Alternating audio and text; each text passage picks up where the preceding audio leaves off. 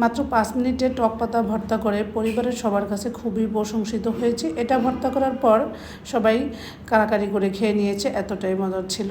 তো এই জন্য প্রথমে এখানে আমি 1 আটি টক পাতা নিয়েছি। এগুলো আমি খুব ভালো করে বেছে নেব। এখানে পচা এবং যেগুলো একটু বেশি বাতি মানে পরিপক্ক সেগুলো ফেলে দিব। ফেলে দিয়ে সবগুলো পাতা আমি একদম ভালো করে তুলে নিব। তবে সবগুলো পাতা আমি ভর্তা করব না, কিছুটা আমি রেখে দিব, পরবর্তী রেসিপিতে শেয়ার করব। তো এর জন্য আমি কিছু টক পাতা রেখে দিয়েছি, আর সবগুলো আমি এইভাবেই প্রথমে বেছে নিব, তারপরে কিছু অংশ রেখে দিব।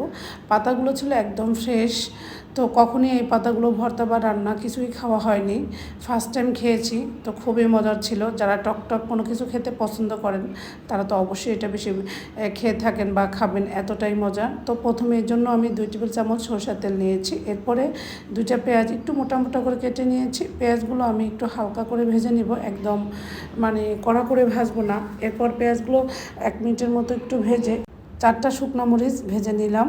মানে ঝালের জন্য এর চাইতে বেশি লাগবে না। আপনারা যদি ঝালটা আরও বেশি পছন্দ করেন তাহলে আরও 3-4টা বাড়ায় দিতে পারেন। ভর্তা একটু সাধারণত ঝাল ঝালই ভালো লাগে, তো এই মরিচগুলো খুব ঝাঁঝালো, তাই আমি কম করে নিয়েছি।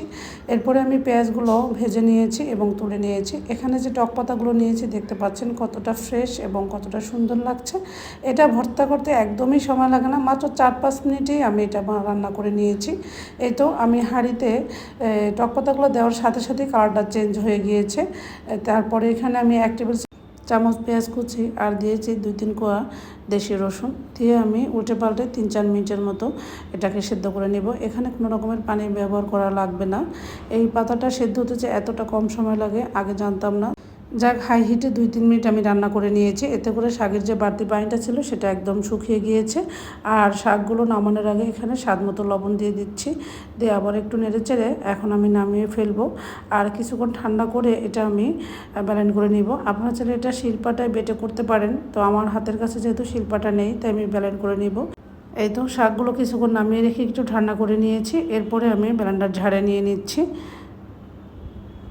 এই তো দেখতে পাচ্ছেন সবগুলো শাক আমি ব্লেন্ডার ঝাড়ে নিয়ে নিচ্ছি। এরপরে ওই আগে থেকে যে পেঁয়াজ মরিচ ভেজে রেখেছি সবগুলো এখানে এক এক করে দিয়ে দেব।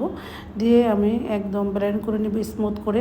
এখানে ব্লেন্ড করার সুবিধাতে কোনো রকমের পানি ব্যবহার করা লাগবে না, যেহেতু পেঁয়াজ এবং শাক দুটেই সফটই, তাই এখানে খুব সহজে ব্লেন্ড করে নেওয়া যাবে। এই তো আমার ব্লেন্ড করা হয়ে গিয়েছে। তো আমি সুন্দর করে সার্ভ করে নিয়েছি। আশা করি রেসিপি ভালো লেগেছে। আজকের মতো বিদায় নিচ্ছি। আল্লাহ হাফেজ।